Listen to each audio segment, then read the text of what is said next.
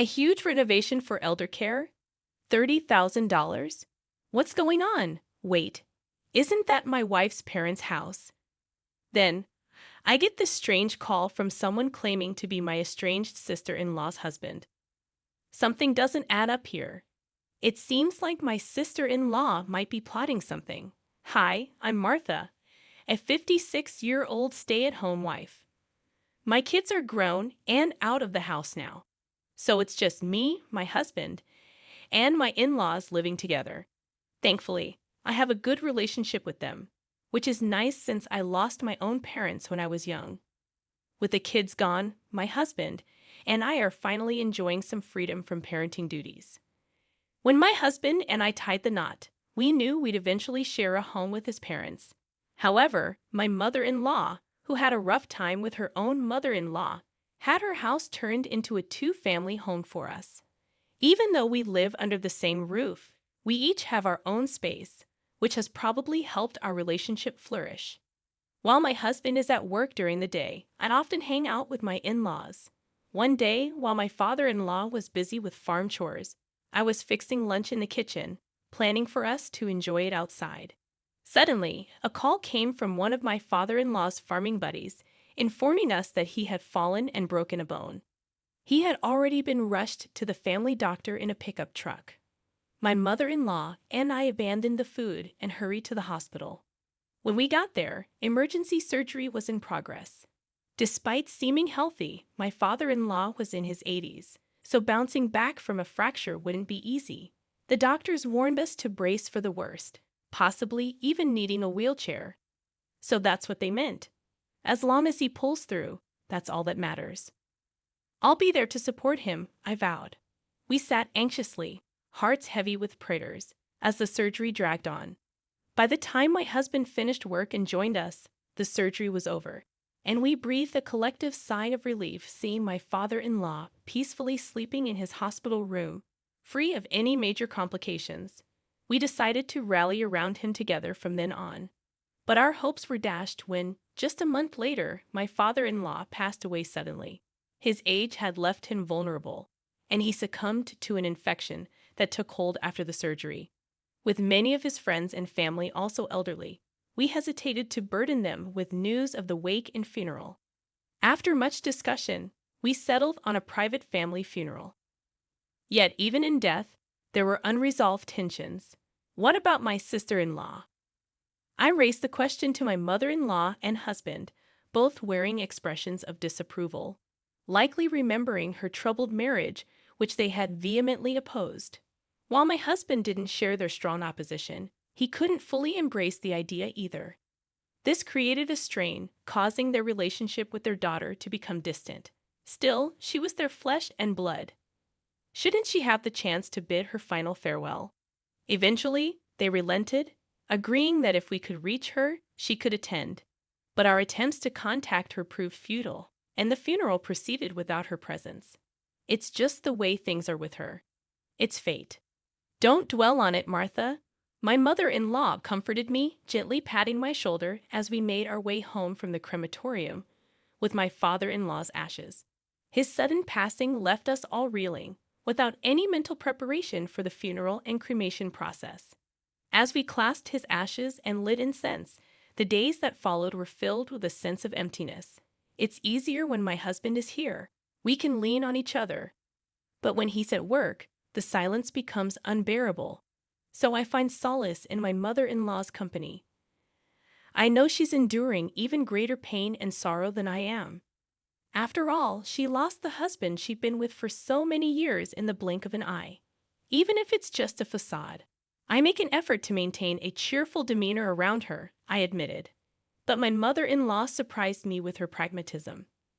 I had planned to keep things this way until the 49th day. However, yes, we can go through his belongings later. But I'm already over 80. You look remarkably young for your age, mother-in-law. Rarely ill, she'd often mention her only hospitalization being childbirth, indicating her robust health. Essentially, she assured us not to worry about her. You're very kind, Martha. But while I'm still mobile, I'd like to organize our things, including his, she insisted. I understand the sentiment of wanting to preserve important memories, like your father-in-law's belongings. Just let me know if you need assistance, I offered. She promptly asked for help retrieving items out of her reach.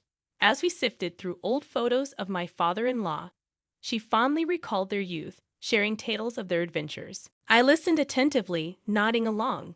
When the phone rang, my mother-in-law, who didn't own a smartphone, relied on the landline for communication. I wonder who that could be. Only a few close friends knew our situation, and I thought they might avoid calling once they knew. But it might be urgent. I'll answer it. Considering her difficulty in moving, I decided to answer the phone myself rather than inconvenience her. I quickly reached for the receiver near the entrance, greeted by a polite voice I didn't recognize, introducing himself as my sister-in-law's husband. However, I had never crossed paths with him before, leaving me uncertain if he truly was who he claimed to be. As I listened, pondering if this was a new scam targeting the elderly, he broached the topic. I want to discuss the home renovation for caregiving. My father-in-law had already passed away, so why mention caregiving renovations now? Could he have mistaken my mother-in-law's situation? But she wasn't in need of such extensive care. Excuse me? Are you certain you've dialed the right number? This is my wife's family home, isn't it?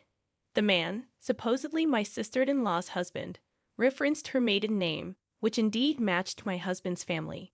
There was no mistaking this as their residence. Furthermore, his mention of my sister-in-law's name confirmed his authenticity. Yes, the person you mentioned is indeed my husband's sister. Thank you for your understanding. Given the difficulties our family has faced due to our troubled marriage, I feared I had made a negative impression once again. Although I wasn't privy to why my in-laws vehemently opposed my sister-in-law's marriage, this man didn't give off any negative vibes. On the contrary, he appeared genuinely humble and sincere. According to him, he had heard about the estimated $30,000 needed for caregiving renovations and was determined to make amends for the trouble he had caused. He assured us he intended to fulfill the payment, but needed an extension due to difficulty in gathering the funds by the deadline. It's awkward to have him explain everything before divulging this, but his earnestness made me falter. Thank you for your courtesy. Regarding the extension, please give me a moment. When did you learn about the caregiving renovation? My father-in-law was in good health and actively engaged in agriculture until recently. So there was no need for caregiving renovations at all. Past tense. Yes, my father-in-law passed away. We just concluded his funeral and cremation. I understand. I could almost sense his panic on the other end of the line. He must have been bewildered by the disparity between what his wife had relayed and the truth I presented. It simply didn't add up for him. Gradually, he confessed to having caused considerable distress to my in-laws. When he married into the family, he believed his wife's assertion that her father required care, and he aimed to offer financial aid as a gesture of apology for the inconvenience he had caused. He recounted this to me, seemingly sincere in his intentions. I probed how the notion of my father-in-law needing care had arisen. It emerged a few years back. Initially, he appeared to send a fixed sum each month to contribute to caregiving expenses. However, it became apparent that neither my father-in-law nor mother-in-law were aware of such arrangements. Had they known, my mother-in-law would have surely invited him to the funeral. He claimed her mother had expressed gratitude and that it had been helpful, leading me to believe I was gradually being forgiven. If you were truly forgiven, wouldn't she communicate with you? That's a valid point. Moreover, the amount of money sent annually seemed to be increasing. He had been sending more each month, assuming we had requested additional support, a request we had no memory of making. So none of this money reached you? As I confirmed, I sensed his growing frustration. It was challenging for me to articulate while also absorbing the information. I speculated that perhaps my sister-in-law. Well, I couldn't outright say you're being deceived. But he interjected, you don't need to tiptoe around it. I'm being deceived, aren't I? Unable to confirm or deny, I remained silent. He likely interpreted my silence as confirmation.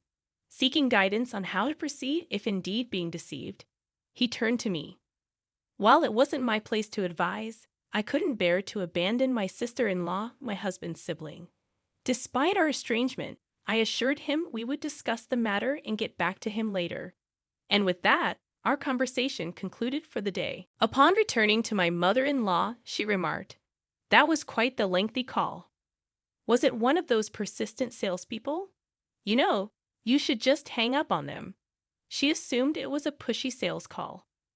"No, it was someone claiming to be my sister-in-law's husband," I replied, sharing the details of the conversation with her.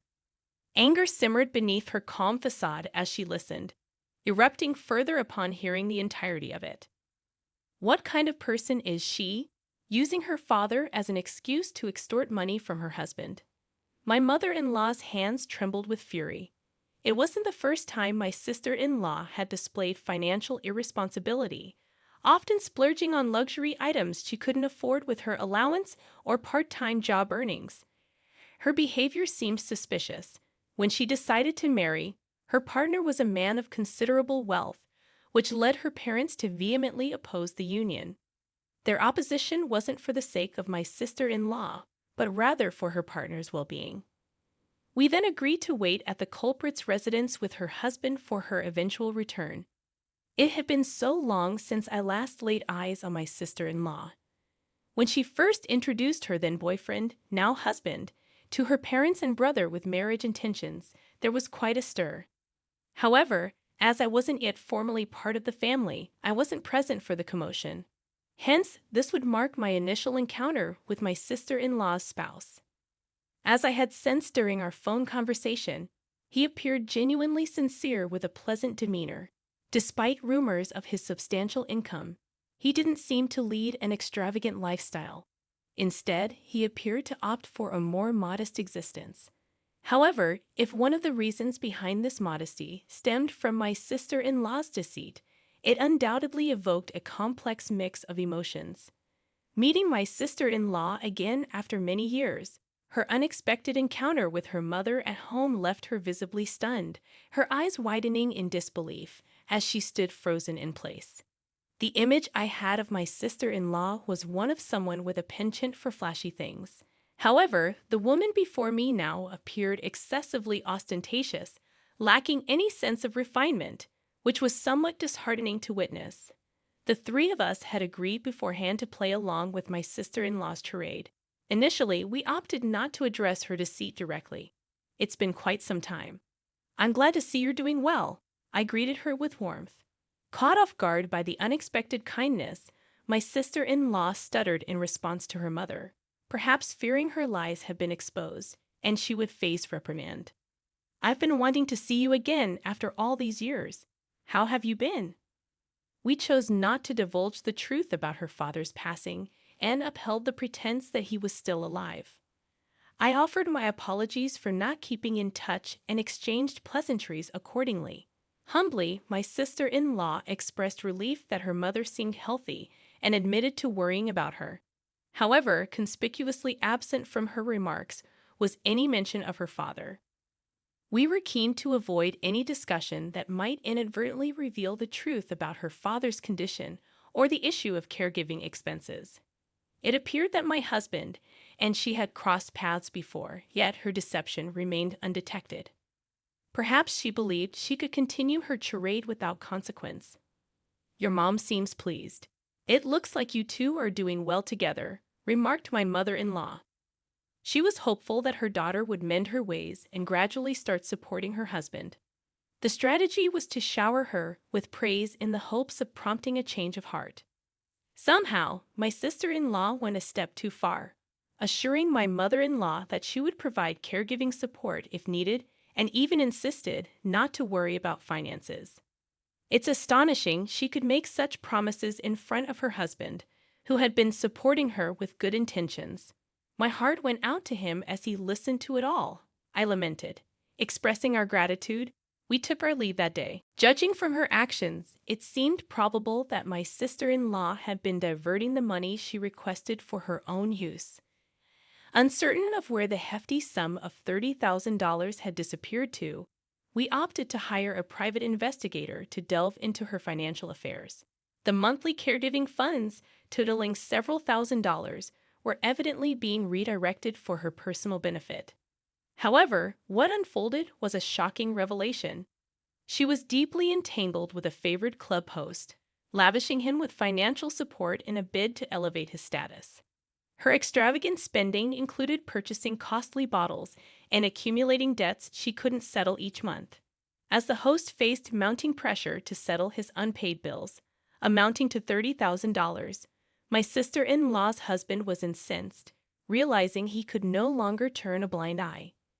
He meticulously orchestrated his plans while she was away on a trip with her preferred host, oblivious to the unfolding events. Upon returning home a few days later, she was met with a stark reality. Her house was devoid of furniture or personal belongings, leaving her in a state of panic, frantically attempting to reach her husband to no avail. She eventually contacted me in distress.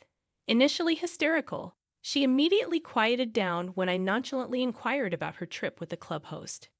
Unable to question how I was aware of her actions without admitting guilt, she found herself at a loss for words. Now it was my turn to confront her, leaving no room for rebuttal. Your deception hasn't gone unnoticed. You've betrayed not only your mother and husband, but also shattered any trust others may have had in you. Furthermore, the father-in-law you exploited as an excuse has passed away. It wasn't entirely her fault for being unaware of her father's passing, but using his supposed care as a pretext to solicit money was unquestionably wrong. I made it clear that her ex-husband was also privy to the truth, and upon realizing she had been abandoned, she erupted into a fit of screams over the phone, resembling a person unhinged. Refusing to engage with her ex-husband and unwilling to burden my elderly mother-in-law further, I volunteered to act as an intermediary with my sister-in-law. Despite her continued protests over the phone, she evoked pity in a way, oblivious to her father's demise and exploiting him as a means to an end. Though she might harbor regrets, it was too late for remorse. I delivered one final message to her. Your ex-husband intends to demand full repayment for the money you squandered on the host. You'll need to find a way to settle the $30,000 debt on your own. Subsequently, she received legal documents from a lawyer. Despite her request to speak with her husband, he remained resolute, unable to stomach any interaction with his ex-wife, even for legal proceedings. With no room for negotiation, my sister-in-law was left to eke out a modest living while grappling with the weight of her debts. Naturally timid, she lived in perpetual fear of the lawyer's notices and the unwelcome visits from debt collectors. As for us, we resumed our ordinary lives. While it took some time to sift through my father-in-law's belongings, we resolved to move forward as a family, including his share. Recently, my mother-in-law has begun showing signs of decline, hinting that the day she'll require care may be nearing. Since we couldn't do much for my father-in-law, my husband, and I pledged to do our utmost for my mother-in-law,